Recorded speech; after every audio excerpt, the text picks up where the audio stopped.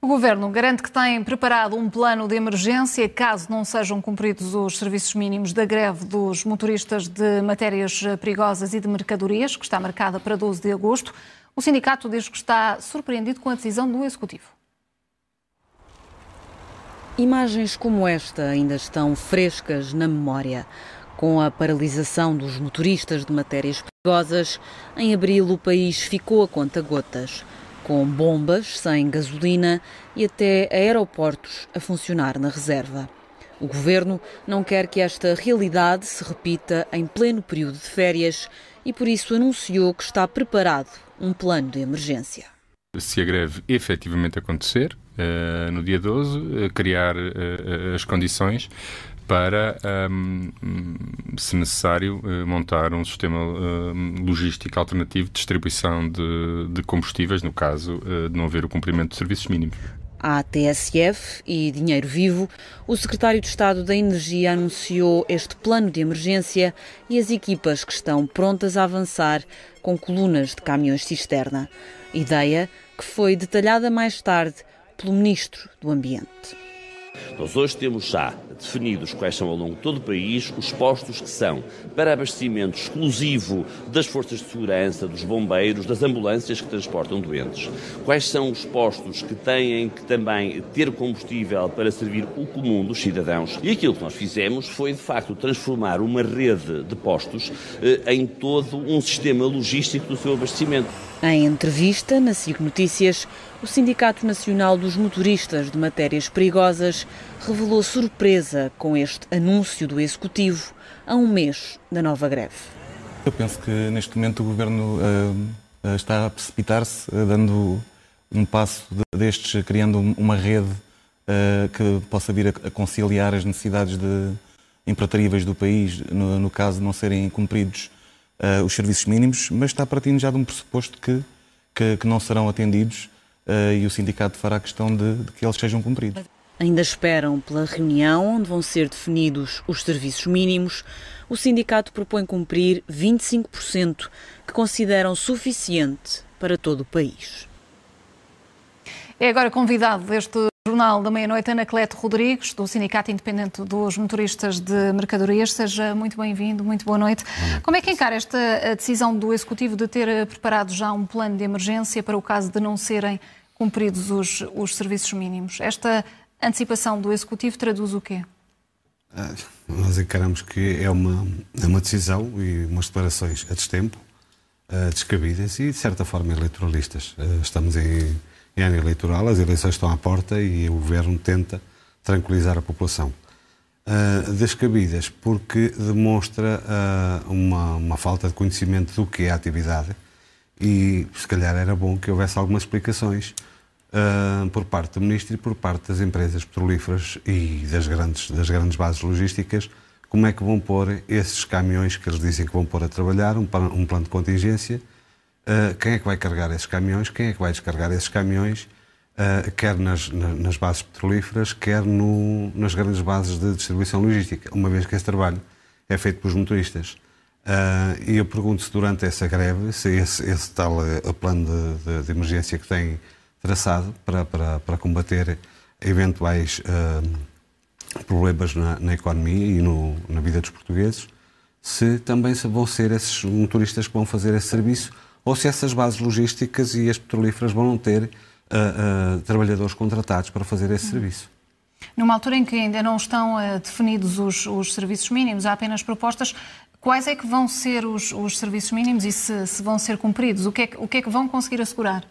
Por isso mesmo ser uma proposta, umas declarações a destempo, porque os serviços mínimos já estão definidos. Tomámos essa iniciativa no pré-aviso de greve conjunto dos dois sindicatos de definir, no que diz respeito aos postos de abastecimento de combustíveis, definimos para todo o país, 25% para todo o país, quando o Governo, na greve que houve em abril, tinha definido 40% apenas para Lisboa e Porto, esquecendo todo o resto do país. Demonstra até um certo desnorte da parte de quem convocou os serviços mínimos e a forma como eles foram convocados. Ainda estão, e vimos nesta reportagem, bem presentes na memória as longas filas de espera nas bombas de gasolina, o facto do combustível ter esgotado. Agora o seu sindicato de motoristas de mercadoria junta-se a este protesto. As consequências vão ser piores do que aquelas a que assistimos em abril?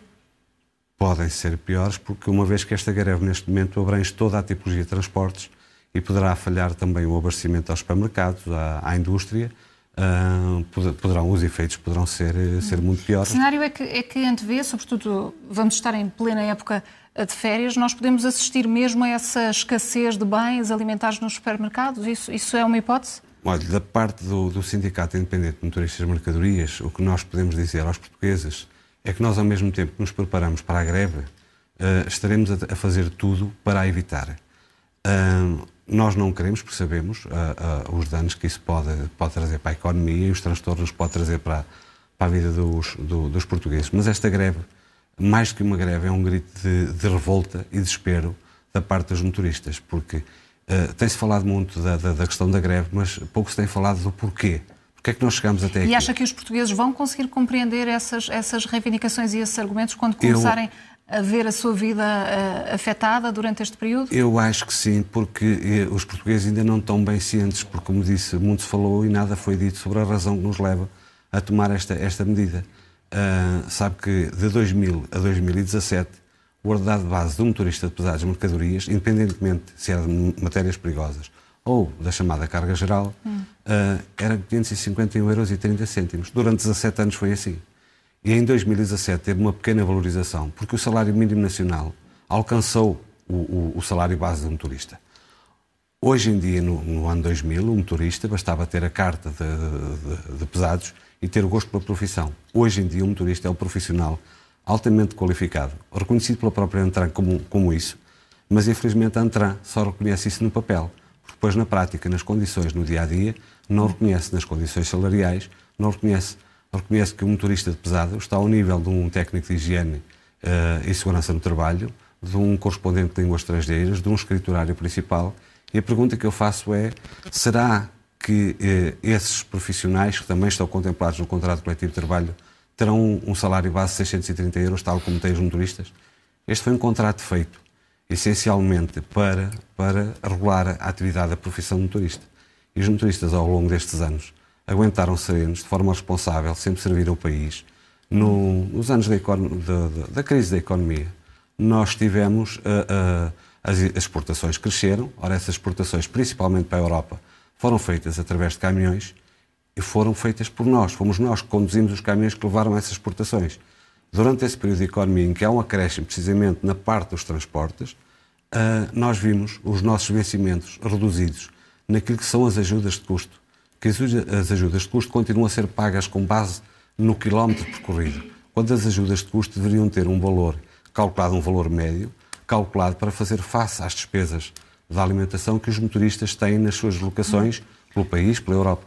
E é por isso que dão agora, como já referiu, este grito de alerta. O pré-aviso de greve está marcado para arrancar a 12 de agosto, mas por tempo indeterminado. Que garantias é que necessitam para que abandonem essa paralisação?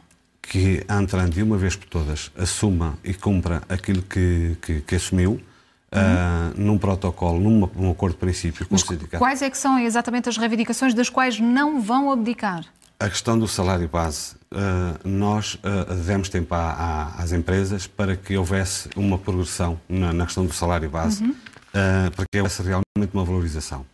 Nós, na primeira proposta que fizemos à Antran, tínhamos também a questão dos 100 €, mais 100, até 2022, na questão do salário base, e a Antran recusou essa proposta e garantiu-nos que não havia qualquer documento ou acordo firmado com algum dos outros sindicatos de uma proposta com essas condições. Viemos a descobrir no passado dia 19 de junho que afinal havia, foi quando vimos esse documento que agora os nossos colegas do Sindicato Nacional de Motoristas de Matérias Perigosas apresentam, e com toda a razão, no protocolo que assinaram, confirma esse acordo de princípio, e o CIM sente-se enganado. O CIM, já em outubro do ano passado, ficou fora da portaria de extensão, que estende este contrato coletivo, que é um acordo entre duas partes, que o estendeu a todo o setor, englobou todos os trabalhadores, mesmo aqueles que não eram filiados no sindicato que subscreveu este acordo, e o SIM deduziu a oposição ficando fora. O SIM tem uma negociação aberta desde fevereiro deste ano com a Antran para todo um contrato coletivo e não apenas para algumas cláusulas, como a Antran apenas quer fazer. Quer negociar meia dúzia de cláusulas, mas no essencial não mexe. Portanto, não recuam perante essas cláusulas todas. O pagamento ao quilómetro tem que acabar, os motoristas têm que ser pagos pelas horas que trabalham e têm que ter uma valorização salarial